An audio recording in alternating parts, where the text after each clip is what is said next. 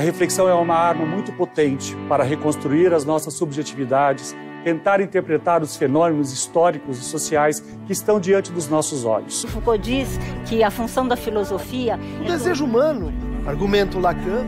Para Freud, o indivíduo, no sentido forte do termo, não existe. Então, o que você não pode fazer, segundo Sartre... A Butler é uma teórica política. A Hannah Arendt busca para falar da pluralidade dos seres. Bauman decidiu ingressar no mundo líquido.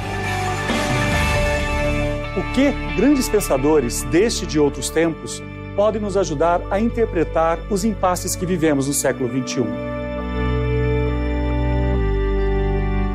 Grandes intérpretes para questões do século XXI. Julgar e ser julgado. Não há muito como escapar deste tribunal cotidiano que parece guiar nossas decisões pela vida. Mas como garantir que estamos sendo bons juízes? Como conhecer os fatores que influenciam, que contaminam nossas sentenças? Produzir julgamentos pode ser perigoso, mas silenciar, não questionar, pode nos colocar de mãos dadas justamente com o mal que buscamos evitar.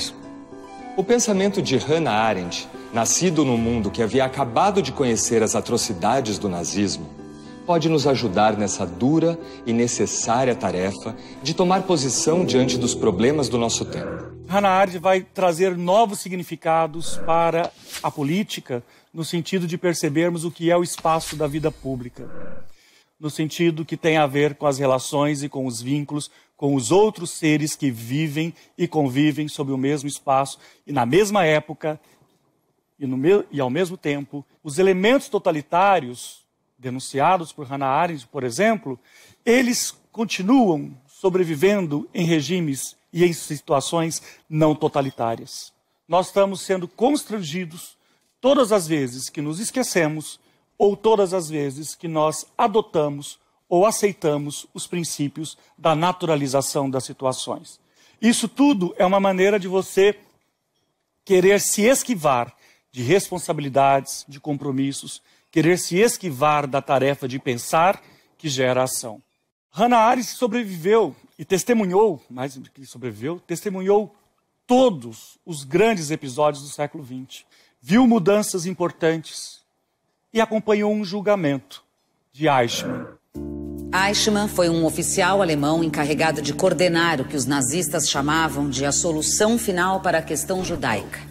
Ele aprisionava e transportava os judeus até seus destinos finais, em Auschwitz e outros campos de extermínio. Apenas em 1960, Eichmann foi levado a julgamento em Jerusalém. No seu julgamento, Eichmann alegou não ser antissemita e que sabia apenas do transporte de prisioneiros. Jamais soube da execução deles nos campos de concentração. Descreveu-se como o tipo de homem incapaz de dizer uma mentira. Um burocrata obediente que realizou com eficácia os trabalhos para os quais foi designado. Hannah Arendt acompanhou e documentou esse julgamento. Fiquei impressionada com a manifestação superficial do agente executor Eichmann, que tornou impossível traçar o mal incontestável de seus atos em qualquer nível mais profundo de raízes ou motivos. Os feitos eram monstruosos, mas o executor, pelo menos o mais eficiente que estava sendo julgado, era bastante comum, banal, nem demoníaco, nem monstruoso. No caso do Eichmann, Hannah Arendt analisou as implicações éticas e jurídicas de um julgamento de um nazista, um alemão, capturado pelo Serviço Secreto de Israel na Argentina, sem o consentimento nem da Alemanha, de um cidadão alemão, e nem do Estado argentino. O primeiro-ministro conduziu um espetáculo que reafirmava que o mundo tem que conhecer o que o nazismo provocou. Verdadeiro. No banco dos réus estava um indivíduo de carne e osso. E o primeiro-ministro dizia que não se importava com o veredicto, poderia ser até absolvido. Verdade? Transparente? Hannah Arendt vai ser muito criticada pela comunidade judaica pela análise que fez em torno disso. Por quê?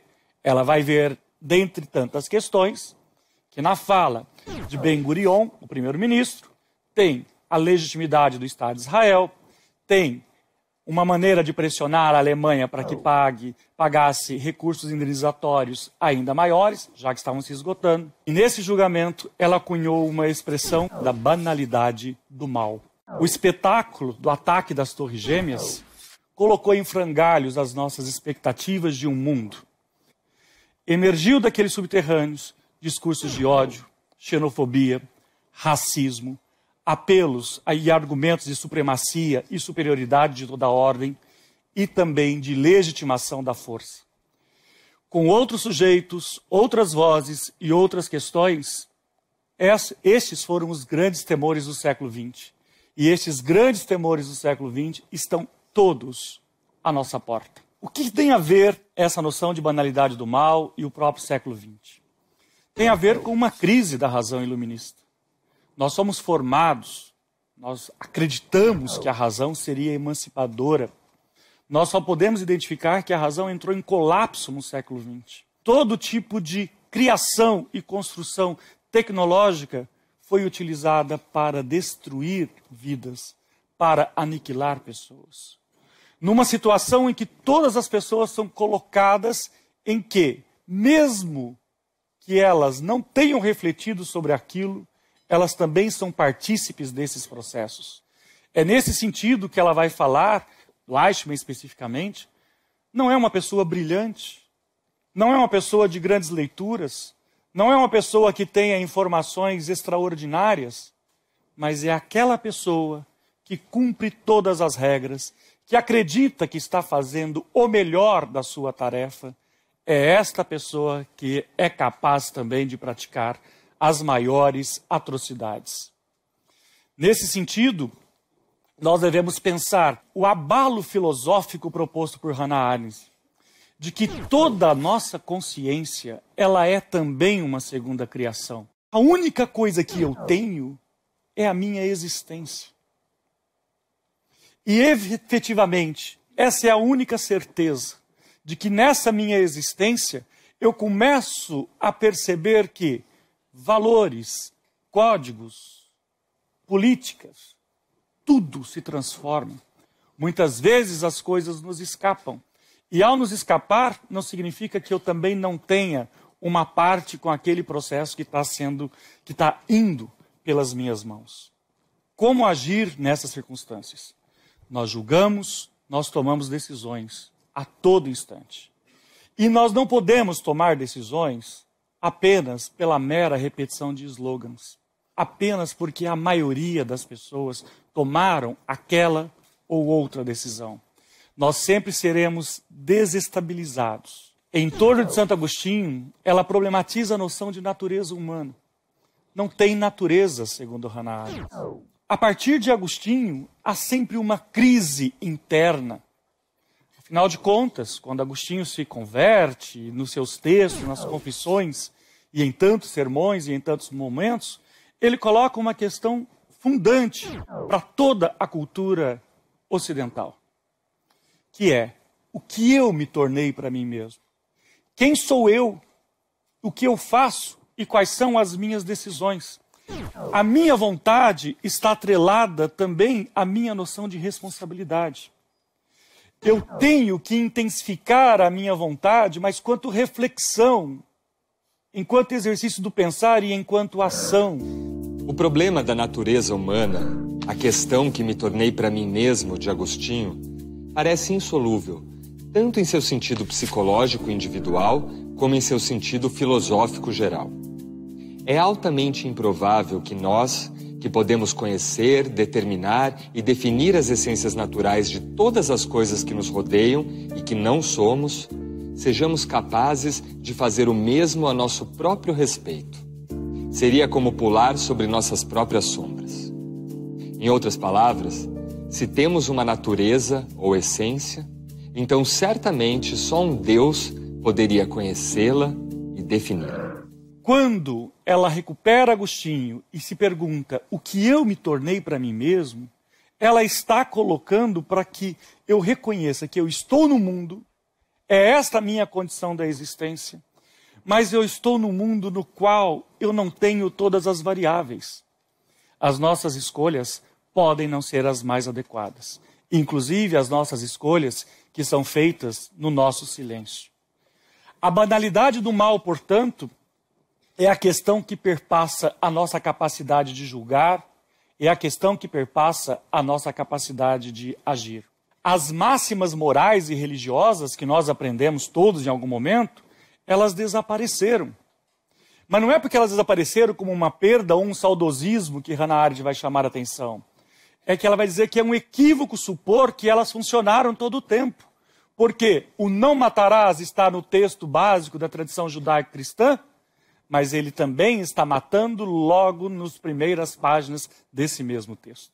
Não é que o século XX descobriu a possibilidade de matar. Não é que o século XX produziu o genocídio. Já existiram genocídios anteriores. O século XX apenas embaralhou as nossas perspectivas no mundo de significados. E o que Hannah Arendt está chamando a atenção é que não há regra única. Eu não posso supor que eu estou absolvido apenas porque eu estou seguindo o meu líder. Eu não estou absolvido porque todo mundo faz desse jeito. Por quê? Os seres humanos são caracterizados por, dentre outras coisas, esta capacidade de pensar. A simples ignorância de uma situação ou uma recusa à ação como pensamento não me torna isento de responsabilidades. Segundo Hannah Arendt, nós somos continuamente. Ser continuamente significa o quê? Que eu vou mudar várias vezes. Significa que eu não posso me amparar no argumento de que possa ter existido, como Eichmann, por exemplo, pode tentar, de que existe uma culpa coletiva ou uma absolvição absoluta quando muitos ou quase todos erraram. Isso pode até ser argumentado, mas nós, na pluralidade do que nós somos, sabemos que esse argumento é falso. Por quê? Somos nós, somos as nossas decisões. Esse é o alerta que a Hannah Arendt está fazendo. Esse é o alerta diante da incorporação de regras, diante da incorporação dos modos como a burocracia nos domina, do exercício da desumanização que no século XXI nós aceitamos decisões do Estado, decisões dos grupos hegemônicos, decisões das redes sociais, decisões de esforços de padronização. Por que eu tenho que me rebelar? O pensamento, ele é ameaçador porque ele desestabiliza. Então, onde, como ainda podem se articular o meu pensamento, o meu julgar e a minha ação? Onde estão as minhas responsabilidades? No próximo bloco. As pessoas devem manter a capacidade de questionar a si e aos outros. E este é um exercício de liberdade. E este é um exercício político.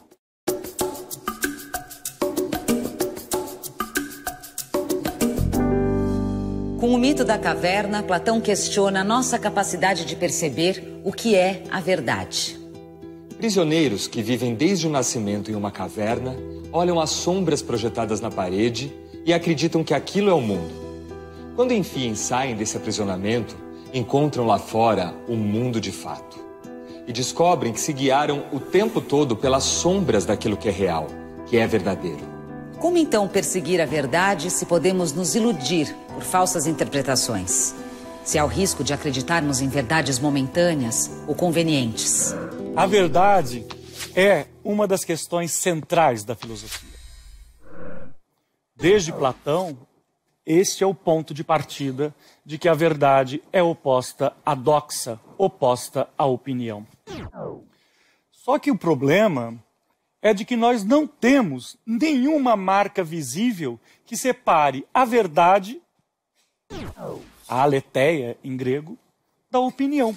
Eu posso falar muitas verdades e não ser transparente em momento algum. Parte dos argumentos ditos por Eichmann são extremamente verdadeiros. Ele nunca matou ninguém. Hat man Ihnen nachgewiesen, dass die Juden müssen vernichtet werden? Ich habe sie nicht vernichtet. Trying to understand is not the same as forgiveness. That I have called the banality of evil. É esse o argumento na defesa dele. Ele não poderia ser punido por um crime que teria sido praticado pelo Estado, pelo modelo totalitário, pelo nazismo, e ele não poderia fazer. Eu não sou culpado dessas mortes. Nunca matei. Verdade. Mas isso não permite dizer que tenha sido transparente em relação às funções, em relação às atuações dele. Interessa saber o que Eichmann deixou de dizer.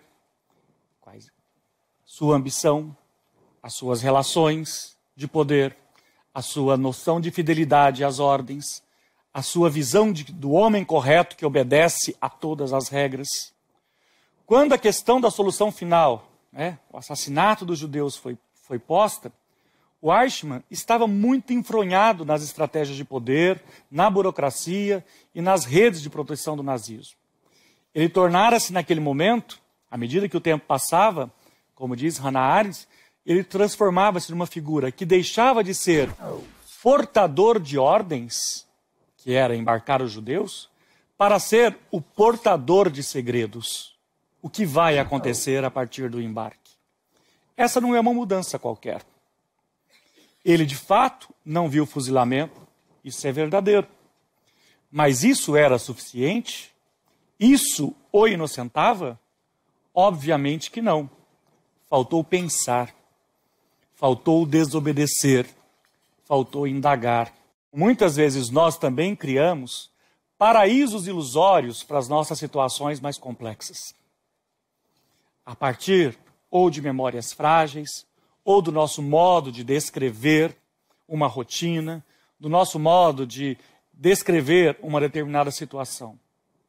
Ser transparente é uma demanda para o século XXI. E isso é algo bem mais difícil e complexo do que apenas dizer verdades. A transparência que nós estamos pensando aqui é um desdobramento do pensar. É o lugar do sujeito consigo mesmo. É a descoberta da pluralidade, que está em cada ser humano. A urgência do pensamento é que vai nos desestabilizar. Desconfiem se a sua consciência não te incomoda. Desconfie que as respostas já estejam dadas. Aquilo que Hannah Arendt fala sobre pensamento é buscar a origem das questões. Isso é que torna um pensamento original. Pensar não é ter ideias que ninguém nunca teve, mas é poder identificar quais são as causas e quais são os modos que eu posso interagir, transformar e efetivamente dar a minha marca. E essa tarefa do pensar, ela é também política. Nesse sentido, para Hannah Arendt, conhecer é muito pouco. Conhecer é domínio técnico. Todos nós podemos ir acumulando e acumulando e acumulando conhecimentos. Eichmann acumula conhecimentos.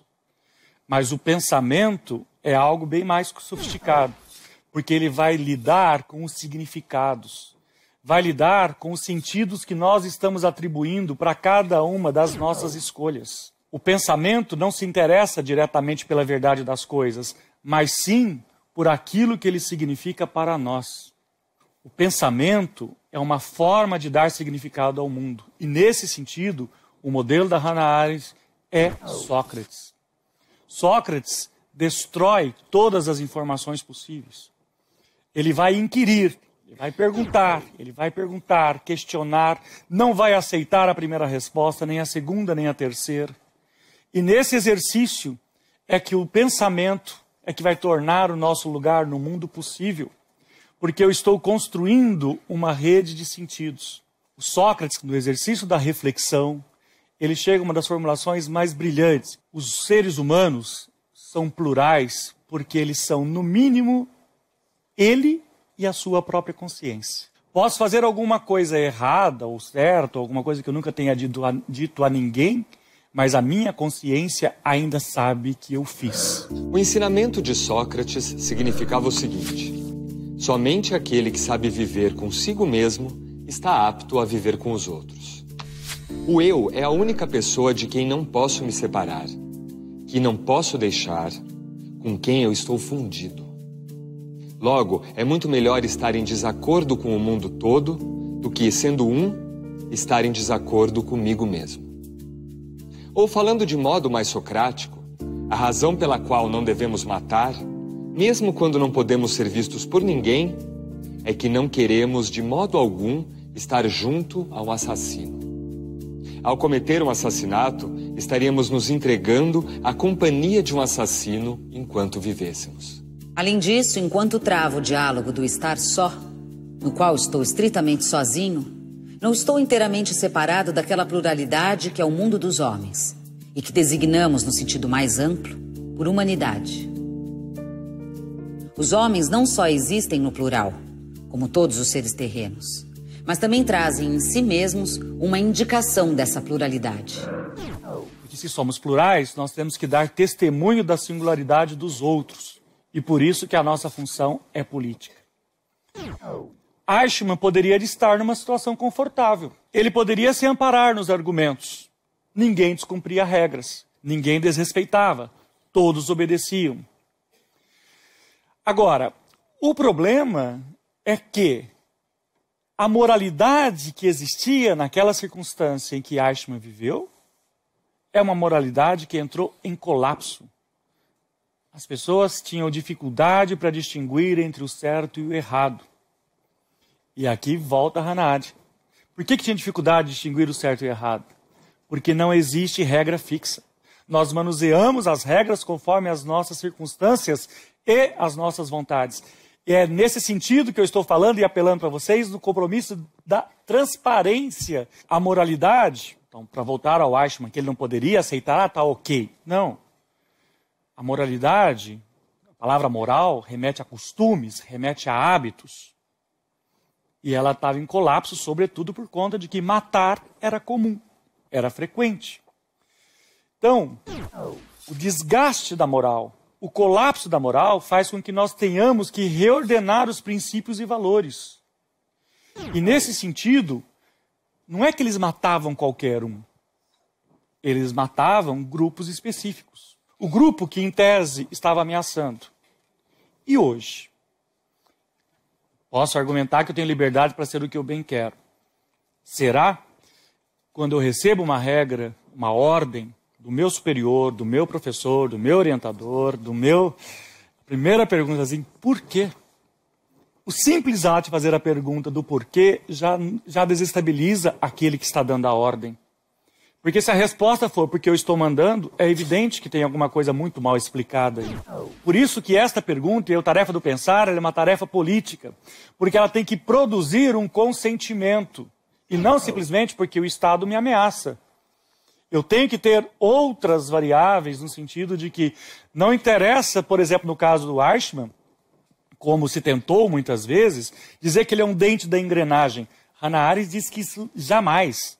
Ele não é uma peça. Ainda poderia ter restado a ele não ter executado nenhuma das regras.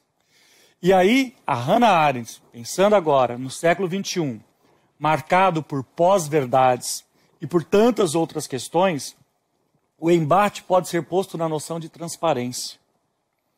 Eu posso dizer muitas verdades ou mesmo não verdades. A questão passa a ser outra. Por que é que isso está sendo dito? Por que é que esta informação está circulando agora? As pessoas devem manter a capacidade de questionar a si e aos outros. E este é um exercício de liberdade. E este é um exercício político. E nesse formato, o pensar deve impulsionar a construção da transparência, consigo mesmo e com os demais. O Eichmann não foi transparente com ele mesmo. O problema com Eichmann era exatamente que muitos eram como ele. E muitos não eram nem pervertidos nem sádicos, mas eram e ainda são terrível e assustadoramente normais.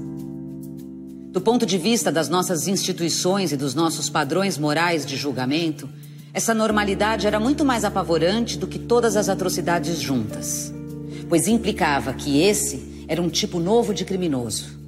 O criminoso que comete seus crimes em circunstâncias que tornam praticamente impossível para ele saber ou sentir que está agindo de modo errado. Este, portanto, é o embaraço. O que eu me tornei para mim mesmo?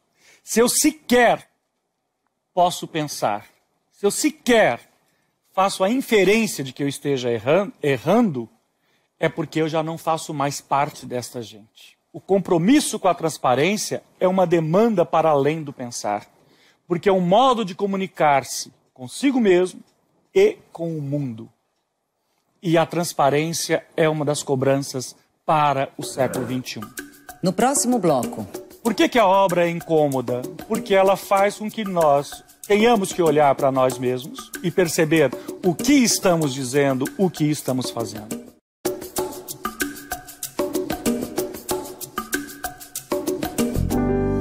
A tradição religiosa, as obras filosóficas, toda a nossa produção artística, toda a evolução do pensamento científico, tudo isso parece ter sido insuficiente para impedir os maiores extermínios da nossa história.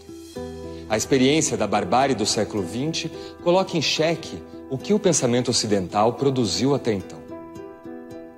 Como podemos, então, estar a salvo do mal? A sofisticação da Hannah Arendt é trazer o que e como é que o mal existe no século XX. Como que Hannah Arendt vai chegar a essa explanação? As virtudes derivam de valores. Né? Agora, o que o século XX ensinou é de que os nossos valores são muito rapidamente trocados.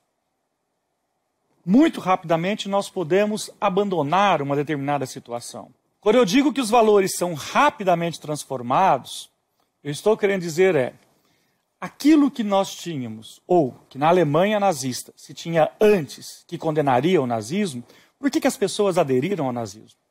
Ou, colocando de uma outra forma, banido Hitler, né, encerrado aí após a guerra, por que as pessoas agora dizem como se aquelas ideias tivessem circulado, ouvindo por seres alienígenas? Como se eles não tivessem participado de nada daquilo? Então, o modo como a sociedade lida com a experiência do totalitarismo também fala. Assimilamos aquelas ideias e tão rapidamente, ou talvez mais rapidamente ainda, abandonamos essas ideias. Por quê? Porque são convenientes. O que a Hannah Arendt está querendo chamar a atenção para esta banalidade do mal e para estas virtudes que são mudadas conforme as circunstâncias, a banalidade do mal está associada a uma ação de um homem que é incapaz de pensar. A banalidade do mal desafiava o pensamento. Ora, se a banalidade do mal desafiava o pensamento, qual o problema disso? O problema é porque a banalidade do mal desafia a nossa própria humanidade, porque o pensar é o que vai nos tornar humanos. O que Hannah Arendt chama atenção, mais uma vez eu quero insistir, há uma mudança da grande tradição religiosa, sobretudo a tradição cristã, de dizer que existe um grande Satã. O que ela está chamando a atenção é essas atitudes aparentemente inofensivas de quem era um burocrata e que cumpria regras, fez o que fez. Por isso a pergunta, onde está o grande mal? Aprendemos que o mal é algo demoníaco. Sua encarnação é Satã. Aquilo com que me defrontei, entretanto, era inteiramente diferente e, no entanto, inegavelmente factual. O que me deixou aturdida foi que a conspícua superficialidade do agente tornava impossível retraçar o mal incontestável de seus atos, em suas raízes ou motivos, em quaisquer níveis mais profundos. E a única característica notória que se podia perceber tanto em seu comportamento anterior quanto durante o próprio julgamento e o sumário de culpa que o antecedeu era algo de inteiramente negativo. Não era estupidez, mas irreflexão. Por que a obra é incômoda? Porque ela faz com que nós tenhamos que olhar para nós mesmos, faz com que nós tenhamos que olhar e perceber o que estamos dizendo, o que estamos fazendo. Por que algumas pessoas não sucumbiram ao regime? A resposta da Hannah Arendt é que porque não poderiam viver em paz consigo mesmas se praticassem determinados atos. Essa noção é uma das coisas mais bonitas que nós podemos ter. Viver em paz consigo mesmo Mas não é viver em paz consigo mesmo porque você abandonou a reflexão, porque você optou por um sistema de alienação. A virtude reside na capacidade de pensar. A virtude reside na capacidade de estabelecer as diferenciações. Portanto, não existem nem culpas e nem inocências coletivas. Então, nós devemos problematizar a vinculação entre o moral e o legal para que eu possa ter critérios mais adequados ou critérios mais pertinentes para poder julgar. A herança iluminista da razão fazia com que nós acreditássemos ou supunhamos que nós deveríamos acreditar numa retidão de caráter, como vai aparecer, por exemplo, em Kant. Hannah Arendt interpreta muito bem Kant e diz que Kant é muito mal lido na maior parte das vezes. Por quê? A visão de que uma moral é natural, de que ela pertence a todas as pessoas, é uma maneira de dizer que esta moral não nos faz pensar. Então, quando ela diz que não existem regras permanentes, não é que eu possa fazer qualquer coisa e inventar a regra de matar o outro. Mas por que eu não quero que mate o outro? Porque, evidentemente, eu não quero que me mate a mim. E é esse o sentido de pensarmos uma responsabilidade pessoal, mesmo em situações, um dos textos mais brilhantes dela, da responsabilidade pessoal numa ditadura. Não existe culpa sem ter responsabilidade. Nas organizações criminosas, como por exemplo um Estado totalitário, como por exemplo numa ditadura, são os pequenos dentes da engrenagem que cometem os maiores crimes. Por isso a banalidade de Eichmann. O argumento da ordem superior é sempre inadequado. O que Hannah Arendt vai trabalhar é: não existe a noção de obediência em política. Troque a palavra obediência por apoio, que daí você vai perceber o lugar em que você está. Então, não estou apenas obedecendo um Estado, eu estou apoiando um Estado. Eu não estou apenas obedecendo diretrizes, que é evidente que o sistema é totalitário, que os riscos eram enormes. É compreensível que as pessoas possam se afugentar, é compreensível que as pessoas... Eu não tenho outra alternativa. Mas Hitler não começou poderoso, ele tornou-se poderoso. É muito fácil pensar como sendo a personificação de todo o mal do século XX. Difícil é entender por que é que as pessoas pactuaram com ele ao longo do século XX. Obedecer é apoiar. O deslocamento do vocabulário já vai fazer com que a gente se sinta incomodado na maneira como nós respondemos às nossas questões. A estratégia do pensamento é a única coisa que pode nos dar condição de fazermos alguma escolha minimamente razoável. Inclusive, na escolha do não votar, é uma escolha. Ou na escolha de um sistema que pode parecer mais radical ou mais ameaçador, também é uma escolha. Eu tenho que ter transparência para dizer a mim mesmo que eu estou deliberadamente correndo riscos. Não dá para agir como Eichmann, fazendo de conta, eu não sabia, ou eu não... Tem um monte de coisa que eu não sei, é verdade. Mas tem outras tantas que nós sabemos. E com aquilo que eu tenho, da minha experiência, daquilo que eu tenho como meu conhecimento, e no tempo em que eu estou, eu tenho que fazer a melhor escolha. É no expressar a divergência e a concordância que eu não vou permitir a simples adesão a regimes de força. O fanatismo não favorece o pensar. Da mesma maneira que, às vezes, os nossos comprometimentos prévios, muitas vezes também retiram de nós a autonomia do pensamento. A autonomia no sentido de que eu estou filtrando certas informações. E eu estou incorporando aquelas informações como sendo minhas, mesmo que não produzidas por mim. O meu silêncio torna-se cúmplice das ações totalitárias e das ações ameaçadoras. Por isso, mais uma vez, vou insistir que eu tenho que expressar o meu pensamento. E esse expressar o meu pensamento não é qualquer coisa, evidentemente, porque é o que nós estamos vendo aí, as pessoas julgando o comportamento de A, B ou C o tempo inteiro. Não. Eu tenho que saber se submetido aos critérios que eu estou utilizando para julgar as outras pessoas, eu gostaria de ser analisado, julgado ou descrito daquela maneira. Aonde que está a humanidade Aonde que está esta condição? Porque é isso. Hannah Arendt não fala em natureza humana. Porque se existisse uma natureza humana, nós poderíamos ou ser bons ou maus. O que existe é uma condição humana.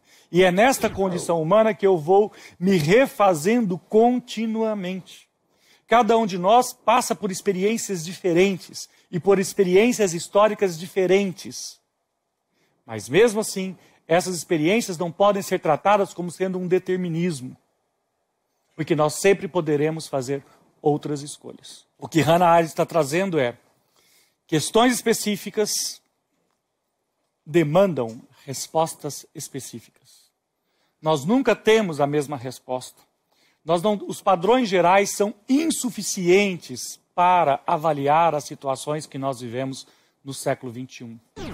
O passado não é irrelevante, mas também não é determinante. Nós devemos pensar que no colapso da moralidade, que Hannah Arendt situou com as guerras mundiais, com o totalitarismo, com a bomba atômica, com a guerra do Vietnã e outras situações, a tradição moral foi rompida não por ignorância ou por maldade das pessoas, mas pela incapacidade daquelas pessoas em descobrir o que os homens e as mulheres são capazes de fazer. O que ela traz com Eichmann é dizer o como que numa ação simples, aparentemente boba, nós podemos também cometer atrocidades. A pergunta é, estamos julgando por quais critérios? Pelos critérios de uma reflexão ou simplesmente pela repetição de estereótipos e que levam à destruição da humanização que está no outro? Aquela pessoa responsável pela chacina tem a mesma humanidade que tem em mim. O que faz com que ele tome aquela atitude e eu não me torna melhor, mas deve me tornar apenas mais vigilante em relação às escolhas que eu faço. No próximo bloco. A nossa capacidade de julgar, ela só estará intacta se nós tivermos com a capacidade de pensar.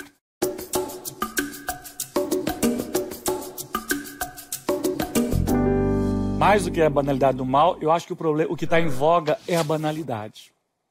Do mal, do bem, da política, do viver, do expressar-se. Porque também tem alguns textos de algumas pessoas pegando o gancho aí da Hannah Arendt para falar da banalidade do mal e falando de uma banalidade do bem. Por quê?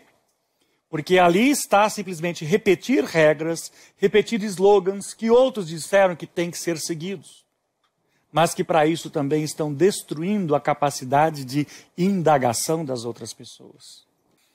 Para não ficarmos em um tom muito pessimista, a Hannah Arendt vai falar que nós podemos, porque nós somos plurais, nós temos que dar o testemunho da singularidade do outro e que o sentido da política é a liberdade. Se o sentido da política é a liberdade, então isso significa que nós, nesse espaço, temos o direito de ter a expectativa de milagres. Não porque acreditemos religiosamente em milagres, mas porque os homens, enquanto puderem agir, são aptos a realizar o improvável e o imprevisível. E realizam-no continuamente, quer saibam disso, quer não. Hannah Arendt diz que nós, os homens, embora devam morrer, eles não nascem para morrer, mas para recomeçar. Com todos os desafios do século XXI, nós temos que recomeçar. Cada um de nós é singular e é essa singularidade que nos dá pluralidade, por isso que eu tenho que dar testemunho da excelência da singularidade que existe em você, em você, em você, em você. Se eu dou o testemunho dessa singularidade, é porque eu reconheço a pluralidade que há também em mim. Aquela pluralidade que começa na minha consciência, eu e a minha consciência, mas que também está em outras esferas.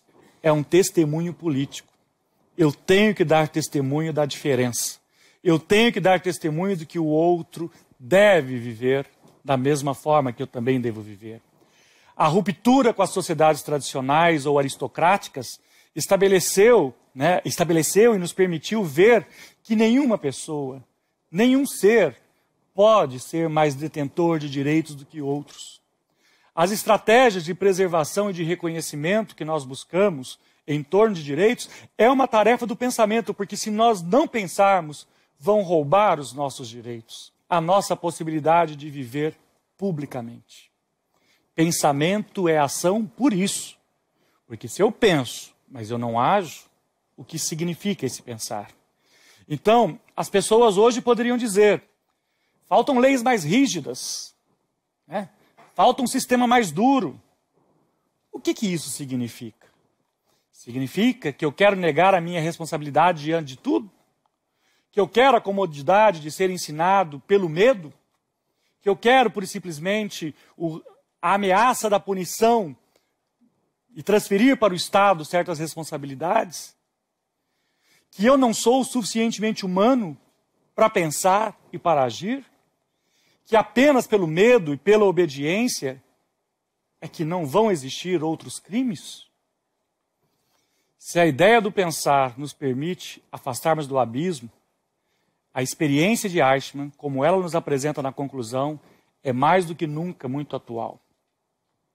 E ela vai dizer, nós podemos pensar em milagre, né, e mudar, então tem um duro otimismo, mas ela vai dizer também o seguinte: nenhum castigo jamais possui poder suficiente para impedir a perpetuação de crimes. Ao contrário, a despeito do castigo, uma vez que um crime específico apareceu pela primeira vez, sua aparição é mais provável do que poderia ter sido a sua emergência inicial. As razões particulares que falam pela repetição dos crimes cometidos pelos nazistas são ainda mais plausíveis. A assustadora coincidência da explosão populacional moderna com a descoberta de aparelhos técnicos que, graças à automação, tornarão supérfluos vastos setores da população, até mesmo em termos de trabalho, e que, graças à energia nuclear, possibilitam lidar com essa dupla ameaça com o uso de instrumentos ao lado dos quais as instalações de gás de Hitler pareciam brinquedos de uma criança maldosa. Tudo isso deve bastar para nos fazer tremer. O que nos resta para o século XXI? Nos resta esta tarefa. A nossa capacidade de julgar, ela só estará intacta se nós tivermos com a capacidade de pensar. E pensar publicamente, pensar politicamente, nos comprometendo com as instâncias da própria vida. A ninguém, nem aos deuses, nem aos demônios, nem às tiranias da terra, nem às tiranias do céu, foi dado o poder de impedir aos homens o exercício daquele que é o primeiro e o maior de seus atributos, o exercício do pensamento. Podem amarrar as mãos de um homem, impedindo-lhe o gesto. Podem-lhe atar-lhe os pés, impedindo-lhe o andar. Podem vazar-lhe os olhos, impedindo a vista. Podem cortar-lhe a língua, impedindo a fala. O direito de pensar, o poder de pensar, porém, está acima de todas as violências e de todas as repressões, que nada podem contra o seu exercício. Se assim o quiseram os deuses, se assim o quer a própria natureza humana, parece claro que não há abuso mais abominável que o de tentar impor limitações ao pensamento de qualquer pessoa. O que o Teócrito não disse e que a Hannah Arendt vai dizer? Que além destas ameaças, que são palpáveis, concretas, visíveis, facilmente nomeadas, existem outras ameaças que a Hannah Arendt traz, que nos expõem o seguinte: essas ameaças, ao pensar, está na banalidade da recusa, na repetição do comportamento, nas estratégias das redes políticas, sociais e de convívios que se adormecem. O desejo de destruição do totalitarismo é um risco, mas esses valores dos regimes despóticos também estão arraigados em nós. Nós vivemos num mundo que resiste em meio à evaporação de significados e sentidos. Para ele, só há um antídoto à tarefa do pensar. Mas ainda continuamos correndo muitos riscos. Um pensamento desprovido de significação vai fazer com que a gente simplesmente reproduza as velhas verdades. A pergunta que eu deixo para vocês, e que eu também me faço: qual é o pacto que preside a minha relação com o conhecimento? É uma relação de meios e fins? O que eu ganho e o que eu perco? É uma relação de lógicas messiânicas? Um ordenador, um chicoteador? É uma relação de perfis militantes, onde eu sou puro e o resto do mundo não é? É uma relação de indiferença, de abatimento diante do mundo que parece cada vez mais complexo? Nós vivemos um momento de lacunas e o pensamento emerge exatamente de incidentes das experiências que nós temos. Devemos recuperar de que homens e mulheres são sempre construtores da sua história. E eu leio um poema pequenininho de um autor quase desconhecido, José Paulo Paes, chamado Saldo.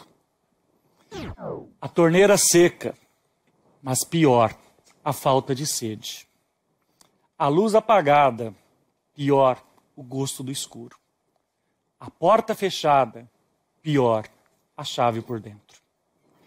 Temos os totalitarismos, temos a banalidade cotidiana, da qual nós também participamos, e além de tudo, ainda existe a luta com nós mesmos e com a nossa recusa ao pensamento.